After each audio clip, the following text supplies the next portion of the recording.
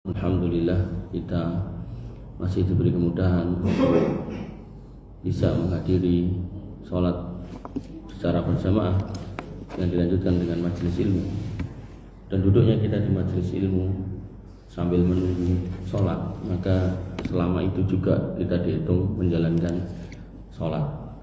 Jadi kalau sholat beneran namun 5-10 menit, nah, ini misal nanti sejam itu berarti seolah-olah dengan sholat selama 1 jam sampai nanti isya. Bapak Ibu yang dirahmati oleh Allah Subhanahu wa taala, kita lanjutkan materi kita tentang keimanan kepada Isa Al-Masih, mengiringi keimanan pada Dajjal. Karena pembunuhnya Dajjal adalah Isa Al-Masih, maka kita perlu mengenal Isa Al-Masih. Dan pada pertemuan yang lalu, kalau tidak salah, sampai pada bahwasanya Isa Al-Masih itu dibantu atau didukung oleh Ruhul Qudus, di mana pada pertemuan yang lalu saya sudah sampaikan kalau Ruhul Qudus itu adalah malaikat Jibril. Penting ini. Nah, kita lanjutkan bahwasanya Isa Al-Masih memiliki mukjizat, dan mukjizat yang Allah berikan kepada Isa Al-Masih itu nanti juga Allah berikan kepada Dajjal.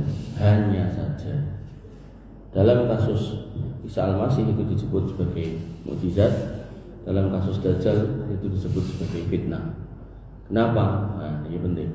Karena Isa Al-Masih adalah seorang nabi, seorang rasul, sedangkan Dajjal bukan nabi dan bukan rasul.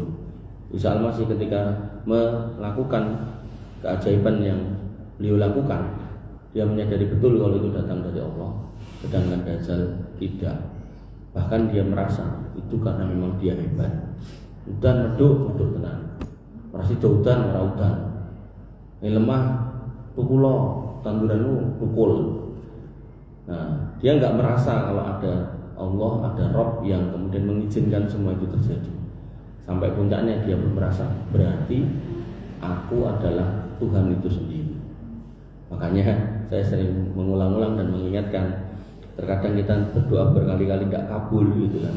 Ada hikmahnya, Pak. Salah satunya yang mungkin secara diungkap itu agar kita tidak merasa titik-titik kabul kok akhirnya terus mongso jadi Gusti Allah ngono gitu. Nah, maka itu repot kayak gitu. Makanya kita diminta untuk berdoa mengulang-ulang lagi, dan Allah senang itu kalau diulang-ulang. Dalam rangka apa? Menunjukkan ketergantungan kita kepada Allah Subhanahu wa taala. Dan jangan pernah putus asa untuk meminta, karena Allah itu senang untuk diminta. Nanti saya punya teman itu juru-juran soal haruskah kita sebagai manusia berdoa atau tidak. Nah, karena perdebatannya tidak di atas ilmu gitu kan, akhirnya tetap ayel-ayelan. Orang Gusti Allah itu maha tahu, jadi orang sambok jaluk malah dikei. Mau pilih dengan ada mireng yai sanjang ngoten niku. Nah, akhirnya yang merasa janggal ini kayak aneh omongannya. Datang ke saya, Mas, jelas no Mas. Jadi saya jelaskan bahwasanya terlalu banyak ayat hadis yang memerintahkan kita untuk berdoa, ud'uni astajib lakum, jalu tak kabulno. Wa idza sa'alaka ibadi anni fa inni qarib ujibu da'watad da'i idza da'ani. Kalau hambaku bertanya tentang aku, jawaban dekat. Aku akan mengabulkan doa orang yang meminta. Sepertiga malam terakhir Allah turun ke langit dunia, memeriksa, mengecek mana manusia-manusia yang tahajud, siapa yang minta tak kasih, yang jaluk ampun tak ampuni. Berarti kan minta melih.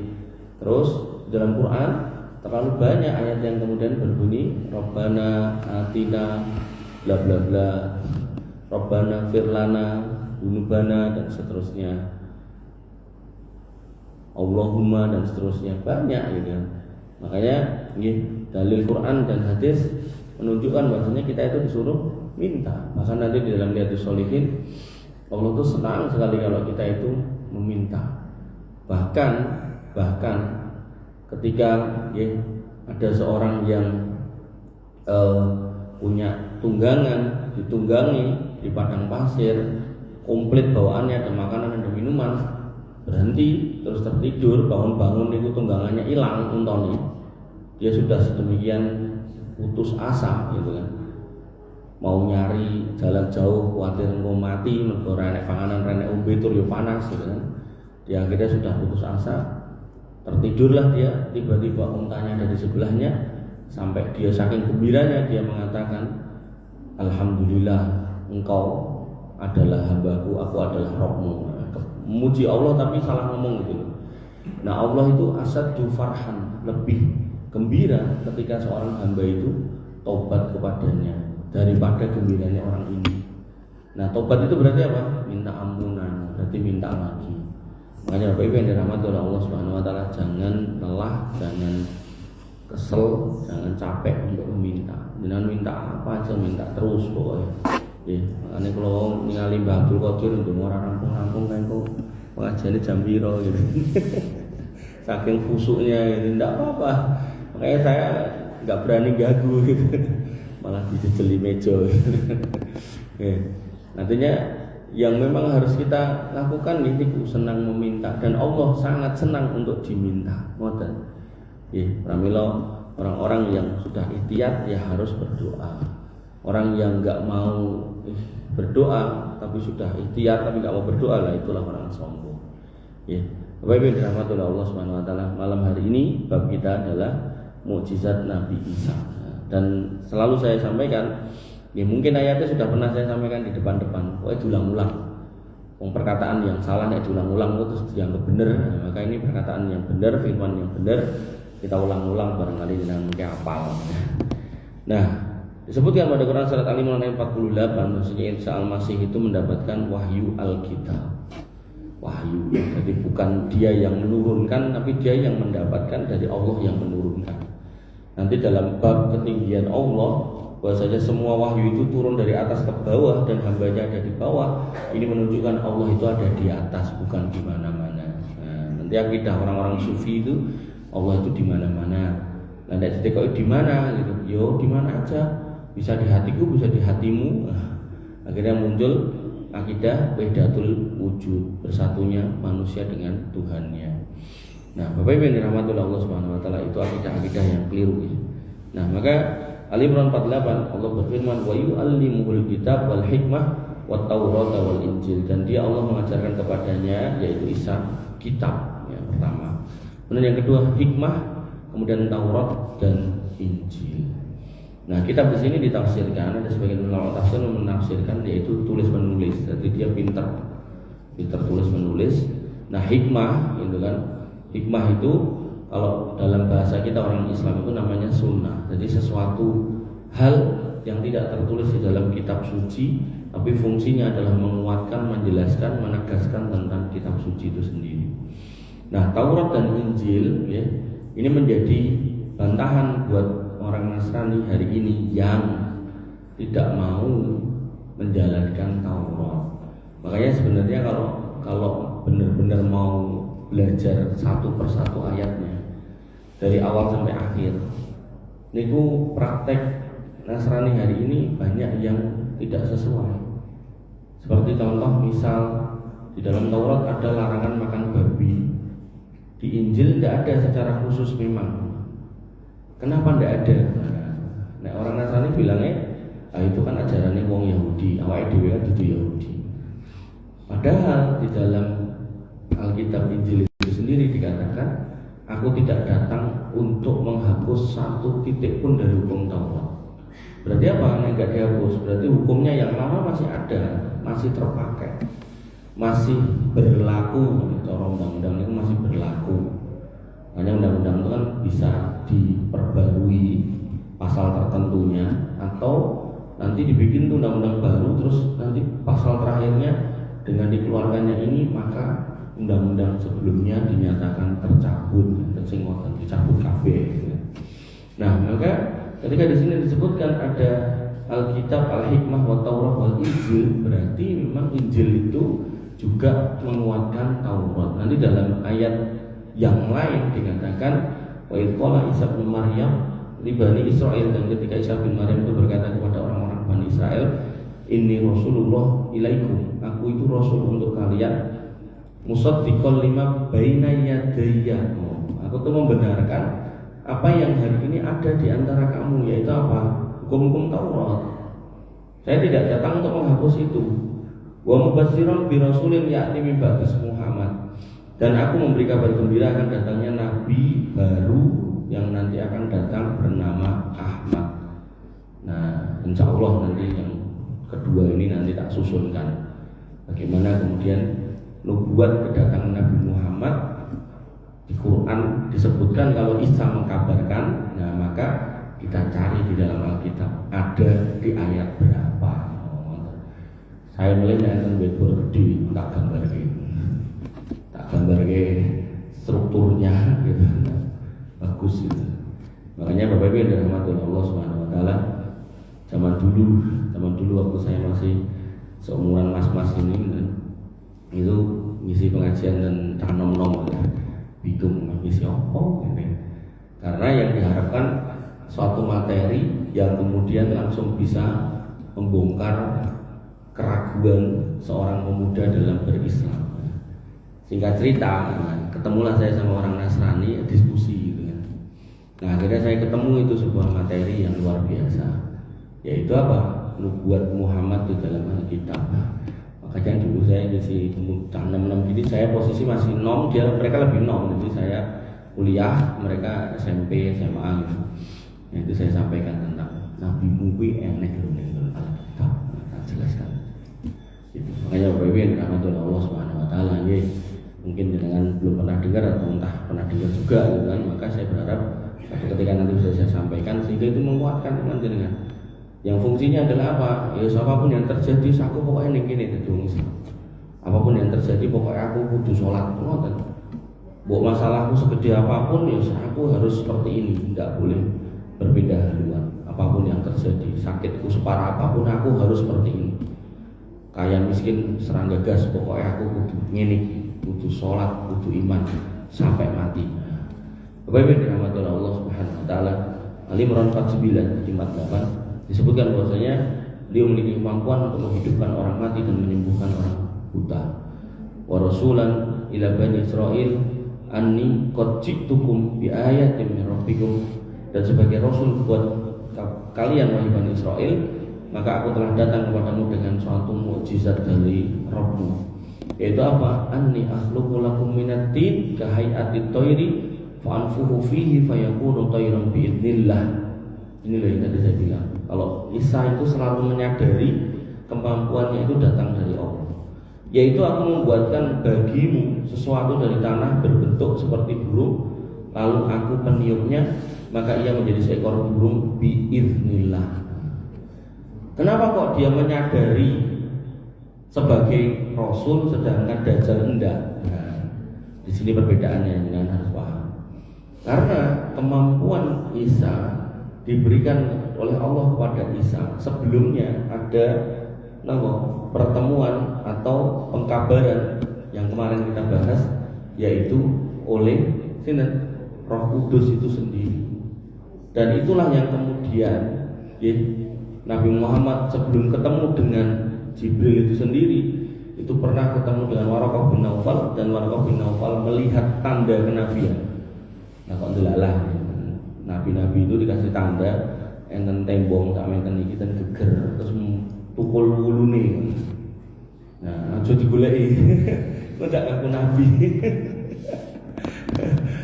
Karena sudah selesai kenabian sejak Nabi Muhammad meninggal. Makanya termasuk ciri Dajjal itu, Dajjal itu sudah ada Pak, terikat di satu pulau, hari ini tinggal nunggu waktu dikeluarkan gitu kan. Kok adalah kok enak kiai tipes misal, kok Dajjal iki ora dhuwur, ora cendhek, sedeng, terus vertikal gitu kan, rambutnya keriting, baru wonggo. Wah, Dajjal gitu. Nah, maka buatan Dajjalnya sudah ada di tempatnya. Nah, maka Bapak Ibu yang dirahmati oleh Allah, apa sih si Dajjal itu tidak dipakani Jibril itu. Jadi tiba-tiba iso gitu. Makanya dia terfitnah. Ini dulu, terfitnah. Nah, lebih parah mulai dukun. Nyata-nyata dia bisa melakukan apa yang dia bisa lakukan hasil interaksi dengan setan. Menunggu ya tetap ngelakoni. Itu sama kayak orang yang nyari pesugihan dan Gunung Kemukus. Terus nyoto-nyoto loh, dia berangkat sebagai seorang muslim, laki-lakinya, perempuannya juga berjilbab. Terus mereka ngangge macam-macam tirakat atau nopo lah upacara apa niku. Nah, singkat cerita termasuk salah satu bentuk kegiatannya, ritualnya adalah tukar menukar pasangan. Itu wis genah kleru lho dilakoni gitu kan. Nah, tapi tenan mari sugih Mas. Lah mbok sugih apa ora nek kleru kayak gitu apa ya terus dilakoni kan enggak boleh kayak gitu. Sama halnya dengan kita sakit. Kalau memang kita sakit, kita sudah berobat kemana-mana enggak ketemu obatnya. Terus tiba-tiba dikasih tahu teman, ini dukun kono sih kayak mari, tidak boleh tetap. Buat misal mungkin jenengan mriku mantun gitu tetap tidak boleh. Dompet hilang, jenengan kan dukun gitu. Buat mengko nek kok kono yo ketemu, yo tetap ra itu, Pak. Mendingan hilang tapi tidak kemudian berbuat kesirikan gitu. Pun makanya ini ku coba jenengan resapi bagaimana akidah itu tetap harus tegakkan walaupun kondisi kita itu pahit gitu. Bahkan jenengan masih ingat ya dalam kisah Dajjal, bagaimana orang-orang yang kemudian didatangi Dajjal nggak beriman, ditinggal kampungnya pripun? Kering kerontang, nggak ada air, tanaman mati, larang pangan, gitu toh. Nah, tapi apa? Mereka tetap sabar, gitu kan. Nah itulah tabiat orang beriman. Apapun yang terjadi kita sabar, gitu. Nah, cuman karena kita sudah nggak kedatangan Nabi, ya berarti interaksi malaikat secara langsung jedul itu sudah tidak ada, secara umum itu sudah tidak ada. Walaupun nanti dalam case-case tertentu mungkin Allah mengutus mereka gitu kan untuk membantu mungkin, tapi secara khusus kayak proses turunnya pada waktu masa kenabian itu udah nggak ada, apalagi yang turun Jibril itu udah enggak gitu.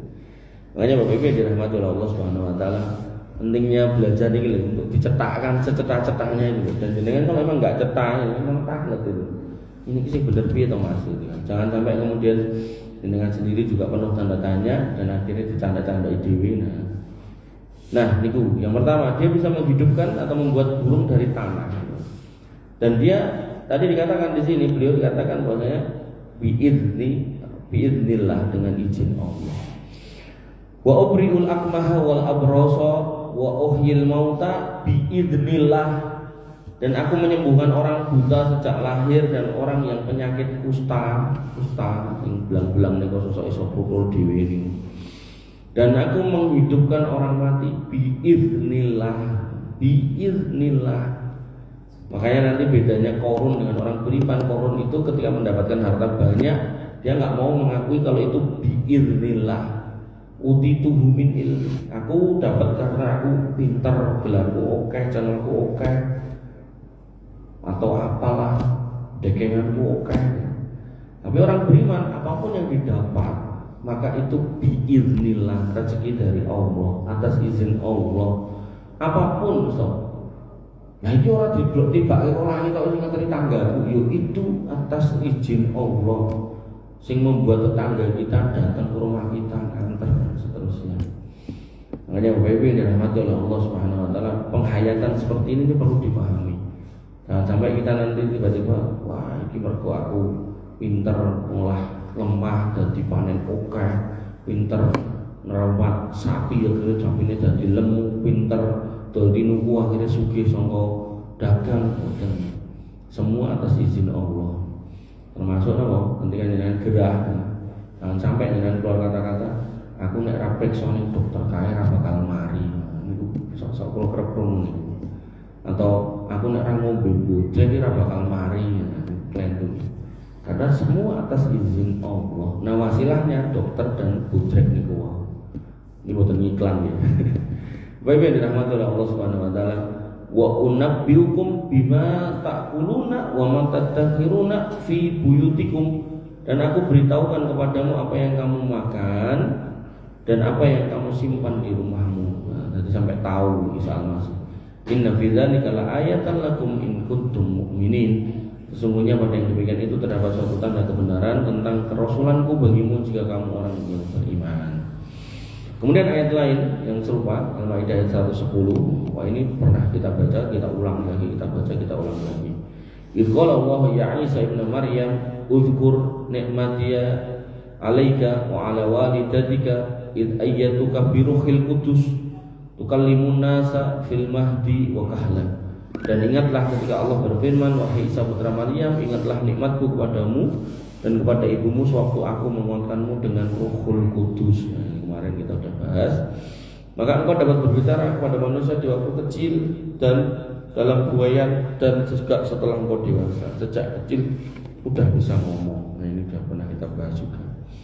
Wa idza allamtukal kitaba wal hikmata wat taurata wal injil, dan ingatlah ketika aku mengajarkan menulis kepadamu Alkitab tadi, dan juga diajarkan hikmah Taurat dan Injil. Wa ittakhluqu minat tin ka hayati tayri bi idni fatanfuhu fiha fatakunu tayran bi idni wa tubrihul akmaha wal abrasa bi idni wa itukhrijul mauta bi idni. Nah, jadi bedanya sampai di sini. Wa itukhrijul mauta bi idni, dan ketika engkau mampu membangkitkan orang mati atas izinku. Jadi wong mati digugah tangi. Wa id kafaftu bani Israila angka id ji'tahum bil bayyinat, dan ingatlah ketika aku menghalangi Bani Israel dari keinginan mereka untuk membunuhmu dikala engkau mengemukakan kepada mereka keterangan-keterangan yang nyata. Ini juga pernah kita bahas kalau Bani Israel itu punya kebiasaan asal dikirim nabi, diutus nabi dan rasul, nek omongannya enggak cocok sama mereka, niku pertama dilolokke, sing keloro difitnah, sing ketelu dibunuh. Bahkan pembunuhannya itu enggak kayak bunuh manusia, ada yang digergaji, ada yang macam-macam dimutilasi, kan luar biasa. Makanya ketika jenengan hari ini melihat apa yang mereka lakukan pada bangsa Palestina, sebenarnya itu bukan barang yang mengagetkan. Artinya kekejaman mereka itu sudah dari masa ke masa gitu, Pak. Qala alladziina kafaru minhum in hadza illa sihrun mubin. Maka orang-orang kafir itu, di antara mereka akan berkata ini adalah sihir yang nyata. Lucunya tadi itu saya lihat TV itu berita berjalan itu, Netanyahu mengusulkan agar Donald Trump mendapatkan Nobel perdamaian. Bingung, ini dasarnya apa gitu. Dan saya sampaikan di mana-mana termasuk di sini gitu. Bahasanya kehadiran Isa Al-Masih itu ditolak oleh Bani Israel. Sejak kehamilan ibunya difitnah sebagai pezina, sampai bahkan ketika anak itu sejak kecil bisa ngomong mereka tetap nggak mau terima, sampai ketika si anak ini menjadi dewasa dan menyampaikan, aku nggak akan menghapus Taurat, aku cuma membawa risalah lanjutannya, itu juga ditolak, bahkan difitnah untuk dibunuh. Kekejamannya itu berjalan terus. Lucu nih, mereka yang katanya mengikuti atau umatnya Nabi Isa itu yang mereka sembah sebagai Tuhannya, itu justru malah mendukung bangsa yang menganiaya Tuhannya. Ini pun saya menganalogikan gitu. Misal kita punya bapak gitu. Terus bapak kita punya teman kita, temannya bapak kita itu naudzubillah membunuh bapak kita. Terus mosok kita sebagai anak itu kekancan karo membunuh bapak kita itu. Ya mesti ini logikanya loh, ya anak sing bener ya wegah gitu. Maupun nggak balas dendam ya pokoknya moh gitu. Kon ligo bareng moh. Ligo karo kayak matane pakmu moh gitu. Tapi ya itulah faktanya gitu. Saya sampai nggak habis pikir itu. Ini logikanya piye gitu kok. Bisa-bisanya mereka itu udah tahu sejarah, fakta sejarah kalau disalibnya Isa menurut yang diakui oleh orang-orang Nasrani itu adalah hasil fitnah orang Yahudi yang disampaikan kepada bangsa Romawi sehingga dia ditangkap. Ditangkap terus dihukum dengan hukuman yang paling jelek yaitu disalib gitu. Nah kok malah saat ini dipujo-pujo. Makanya hal yang seperti ini nih saya tuh kadang nggak habis pikir gitu. Sebagai rahmatullah Allah Subhanahu Wa Taala. Lalu sifat dan tabiat Nabi Isa yang pertama beliau terkemuka dan didekatkan. Kita coba baca apa yang dimaksud itu. Al-Imran ayat 45, "Idz qalatil malaikatu ya Maryam innallaha yubassiruki bikalimatin minhu ismuhul Masih al-Masih wa Isa bin Maryam wajihan fid dunya wal akhirah wa minal muqarrabin." Ingatlah ketika para malaikat berkata, "Wahai Maryam, sesungguhnya Allah menyampaikan kabar gembira kepadamu tentang suatu kalimat, yaitu firman-Nya, yaitu seorang putra yang nanti bernama Al-Masih, putra Maryam Isa. Maka dia adalah seorang yang terkemuka di dunia dan di akhirat." Jadi namanya mulia di dunia dan di akhirat. Nah, yang muliakan nama beliau di dunia sampai akhirat itu sinten? Orang Islam. Orang Yahudi enggak. Kenapa? Dikatakan sebagai penyihir, penyair. bahkan nabi palsu. Orang Nasrani enggak. Kenapa? Dan mereka mengatakan dia mati disalib kok. Padahal dalam hukum pada zaman itu, bahkan sampai hari ini di beberapa tempat masih bisa dipakai itu aturan. Itu orang kalau sudah disalib itu berarti dia melakukan kejahatan yang luar biasa, extraordinary crime. Berarti kan penjahat gitu. Berarti kan apa? Berarti kan itu menghina gitu. Jani, tapi kan doktrinya kan nggak gitu. Dia mengorbankan anaknya yang tunggal untuk menebus dosa umat manusia, kan ngotot doktrin nih. Tapi kan faktanya matinya di kayu salib gitu. Dan dipikir-pikir ini yang pikiran saya. Mana ada rojo sak dunya niki ngorbanke anake nggo nulung rakyat jelata. Hampir-hampir enggak ada. Hampir-hampir enggak ada. Yang ada ya rojo niku nyelametke anake dhewe ngorbanke rakyate niku akeh gitu. Akeh. Tapi yang sebaliknya itu hampir-hampir enggak ada. Enggak ada. Makanya ketika itu manusia aja nggak mungkin melakukan itu, lebih-lebih Tuhan Allah nggak mungkin lah. Kalau memang ada anaknya, umpama ada, tentu kita mengimani nggak ada ya. Nggak mungkin orang mengorbankan anaknya ini untuk nebus menungso, nebus surono kae. Nggak mungkin ketemu pirang perkara gitu. Nggak mungkin. Itu dah logika yang sederhana saja. Nah, jadi mulianya Isa itu di lisannya kaum muslimin. Kita katakan dia nabi, dia rasul, dia nggak pernah mati disalib tapi diangkat ke atas. Sehingga kalimat berikutnya wa minal muqarrabin, didekatkan kepada Allah yang ada di langit sana. Dan Maula Alam kalau saya nggak salah, beliau diletakkan di langit yang ketiga. Nah, jadi dari langit bumi ke langit 1 500 tahun perjalanan, langit 1 ke langit 2 500 tahun perjalanan, langit 2 ke 3 500 tahun perjalanan. Paling boten beliau lebih dekat kepada Allah yang di atas langit ke-7 daripada kita yang di bumi. Ngoten. Makanya wa minal muqarrabin ini dinaikkan. Makanya nanti dalam ayat yang lain, Allah mengatakan bal rafa'ahu Allahu ilaihi. Maka Allah naikkan dia kepadanya ke atas. Dan ini menjadi dalil kalau Allah itu ada di atas, bukan di mana-mana. Bapak-Ibu yang dirahmati Allah Subhanahu wa taala. Kemudian jadi dia adalah orang yang terkemuka di dunia dan di akhirat, dan yang membuat dia terkemuka disebut namanya dengan baik adalah kita, bukan mereka. Kemudian berikutnya dia adalah orang yang didekatkan kepada Allah Subhanahu wa taala dan faktanya lebih dekat daripada kita.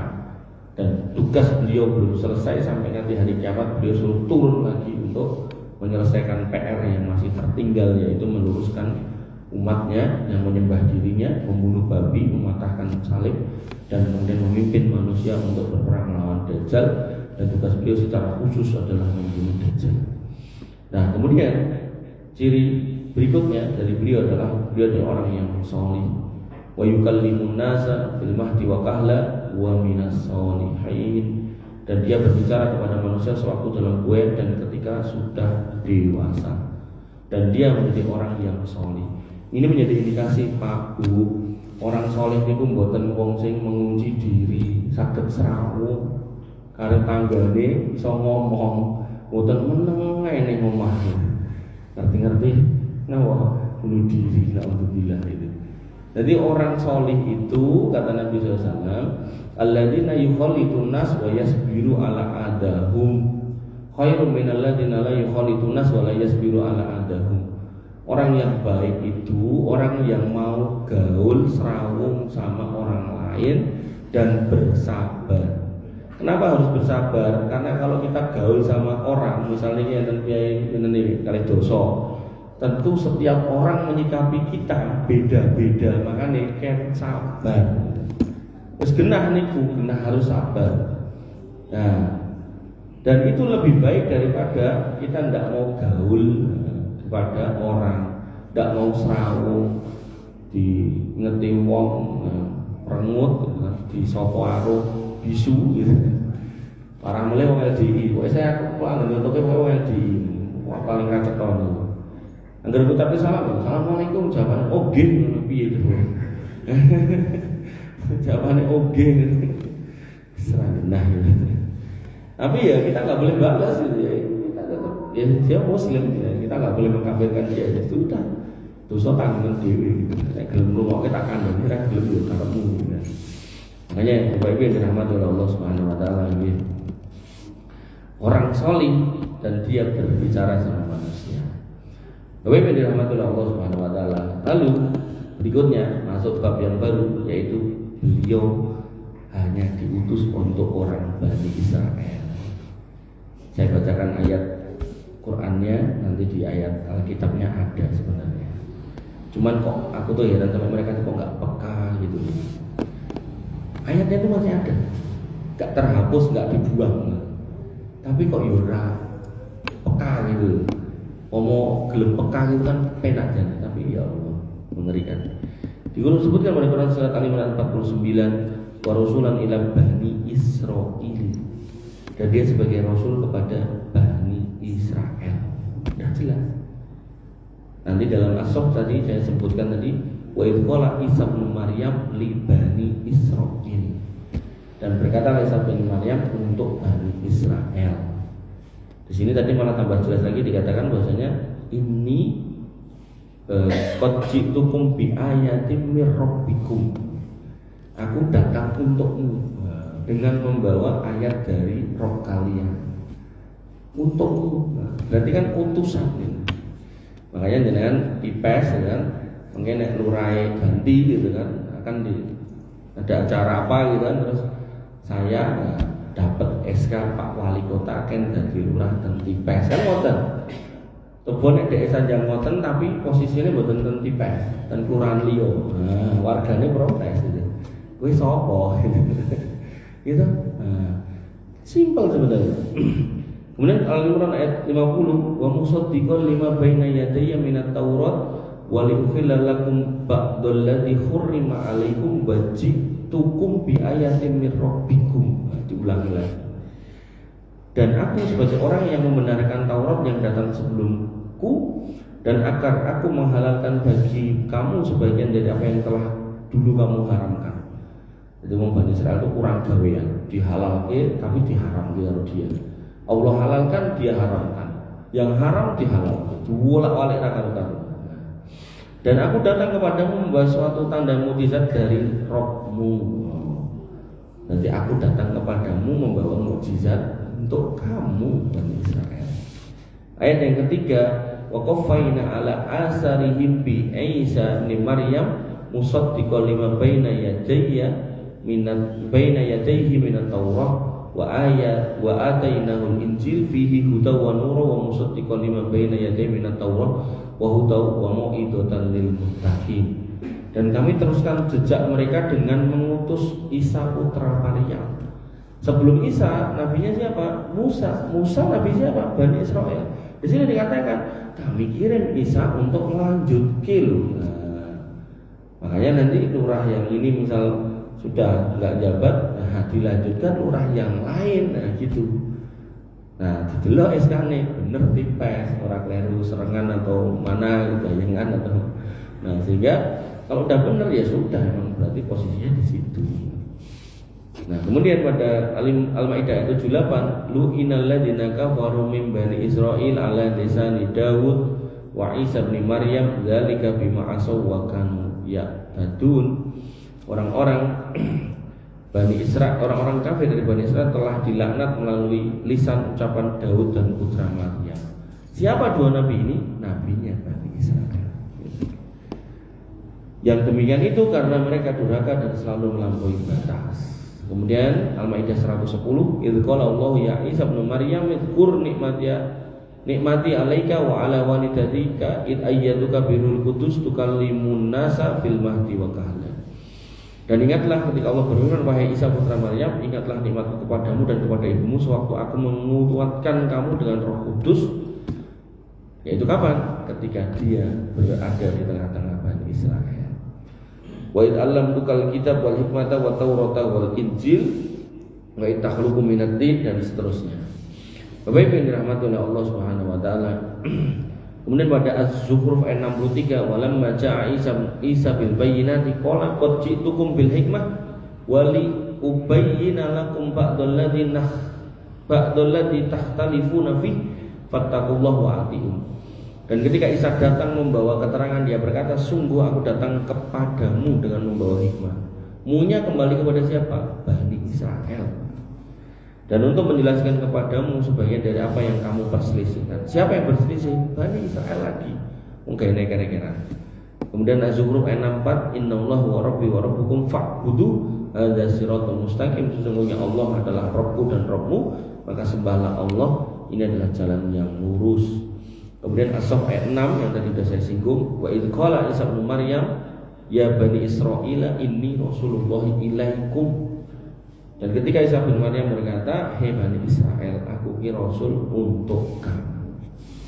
Kemudian As-Saff ayat 14, ya ayyuhalladzina amanu kunu ansarallah kama qala Isa bin Maryam lil hawariyina man ansari ilallah. Qala al-hawariyuna nahnu ansarullah fa amana ta'ifatun min bani Israil wa kafarat ta'ifah.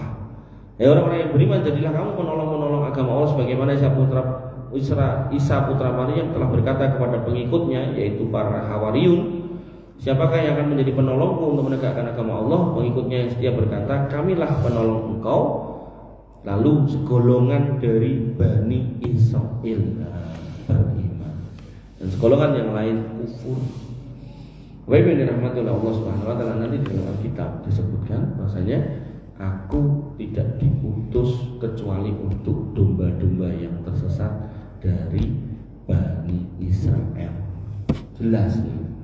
Nanti ada orang Samaria yang datang mau minta pengobatan kepada Isa bin Maryam. Maka kata Isa bin Maryam, roti ini tidak untuk orang selain Bani Israel. Makanya banyak ayat yang semisal dengan itu. Nah, karena di lingkungan Bani Israel ditolak, maka muridnya niatnya melarikan diri. Dalam pelariannya itu terjadi interaksi, ditekoi keyakinanmu apa to, dijelaske. Begitu dijelaskan kok ditompo, akhirnya jadilah agama yang berkembang di luar Bani Israel. Sehingga kalau di wow di wingi nonton video niku seorang misionaris perempuan itu yang bukan kleru teng Indonesia nonton daerah Asia Tenggara ini. Wah, dia nopo nganggo mic niku nawak-nawake agama. Terpujilah Tuhan orang Bani Israel, Elohim di Yerusalem, terpujilah, macam-macam gitu. Terus niku teng Asia ngomong-ngomong karo nggo bendera Bani Israel niku bendera Yahudi sak niki niku lho, bintang biru karo putih warna. Nah, terus dia napa ten Yerusalem niku, ten Israel niku nawake ketuhanan Isa. Juru selamat kita adalah Yesus, juru selamat kita. Nek wong Yahudi lewat cangnom nggo ransel, balik badan ransele copot dikepruk semua gitu. Padahal itu wong wedok.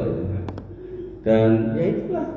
Dan sampai hari ini mereka nggak mau menerima Isa atau Yesus itu sebagai Tuhan, nggak mau. Bahkan ngakoni nabi we ora wong Tuhan gitu. Hanya Bapak ini rahmat Allah Subhanahu wa taala. Saya sampai hari ini masih bingung nih, kok iso ya. Mereka itu ditolak nyata-nyata seperti itu, tapi kok dibela mati-matian jadi ngopo gitu. Ada apa gitu di balik itu? Ada politik apa di balik itu? Nah, kemudian pada bab berikutnya, yaitu pengikut-pengikut Isa alaihissalam meminta hidangan. Quran surat Al-Maidah ayat 112 dan 114, "Qala al-hawariyuna ya Isa bin Maryam al-yastati'u rabbuka ayyunazzila 'alaina ma'idatan minas sama' qala taqullah in kuntum mu'minin." Jadi ini ucapan ini pernah diucapkan Bani Israil kepada Musa, dibaleni meneh pengikutnya Isa kepada Isa. Ingatlah ketika pengikut Isa yang setia itu berkata, "Wahai Isa putra Maryam, bersediakah Tuhanmu menurunkan hidangan dari langit kepada kami?" Isa menjawab, "Bertakwalah kepada Allah jika kamu orang yang beriman." Qalu nuridu an na'kula minha wa natma'inna qulubuna wa na'lama an qad sadaqtana wa nakuna 'alaiha minasyahidin. Mereka berkata, kami ingin memakan hidangan itu agar tentram hati kami dan agar kami yakin bahwa Engkau telah berkata benar kepada kami dan kami menjadi orang yang menyaksikan hidangan itu. Qala Isa bin Maryam, Isa putra Maryam pun kemudian berdoa, Allahumma rabbana anzil alaina ma'idatan minas sama takunu lana aidan li awwalina wa akhirina wa ayatan minka. Ya Rabb, kami turunkanlah kepada kami hidangan dari langit yang hari turunnya akan menjadi hari Aid buat kami, hari raya buat kami, yaitu bagi orang-orang yang sekarang bersama kami maupun yang datang setelahnya. Artinya ini permintaan pertama dan terakhir, tapi akan kami ingat-ingat kalau memang ini pertanda bahwasanya Engkau mengabulkan doa kami. Nah, kemudian warzuqna wa anta khairur raziqin, dan berikanlah ya, buat kami rezeki karena Engkau adalah sebaik-baik pemberi rezeki. Qala Allahu inni munazziluha 'alaikum. Allah pun menjawab, sesungguh aku akan menurunkan hidangan itu kepadamu. Faman yakfur ba'du minkum fa inni u'adzibuhu 'adzaban la u'adzibuhu ahadan minal 'alamin. Kalau sampai setelah hidangan itu turun kok ada yang enggak mau beriman, maka aku akan mengadab mereka dengan adab yang enggak pernah aku timpakan kepada orang manapun di muka bumi sebelumnya. Dan kalimat serupa ini juga diucapkan oleh Allah untuk orang-orang LGBT. Jadi mereka berlaku homoseksual itu mendapatkan vonis dari Allah, tidak pernah ada orang berbuat kayak gitu sebelum kamu. Itu memang perbuatan paling hina, paling tercela pada zamannya, dan sekarang merajalela nggak karu-karuan. Bapak Ibu dirahmati Allah Subhanahu Wa Taala. Mungkin ini yang bisa saya sampaikan. Makanya nanti di beberapa gereja itu ada lukisan jamuan terakhir makan di atas meja. Ulalam apakah itu konteksnya ayat ini atau tidak saya nggak tahu. Yang jelas seperti itulah modelnya orang Bani Israel. Apakah mereka yang tidak beriman, bahkan yang beriman pada seorang nabi pun itu juga minta hal yang aneh-aneh, apalagi yang nggak beriman. Makanya kalau hari ini kita melihat kelakuan mereka itu nggak ada kontrolnya, sukandani sopo wae rangugu, sopo wae melarang serang gegas gitu kan. Bahkan Mahkamah Internasional sudah memvonis dia juga peduli gitu kan, rumongso dapat dekengan gitu kan. Ya itulah bangsa-bangsa kera dan bangsa-bangsa babi yang sudah Allah nas sebagai qadarullah, bangsa yang paling pinter otaknya tapi paling celaka nasibnya. Mungkin ini yang bisa saya sampaikan, kurang lebih maaf. Alhamdulillah.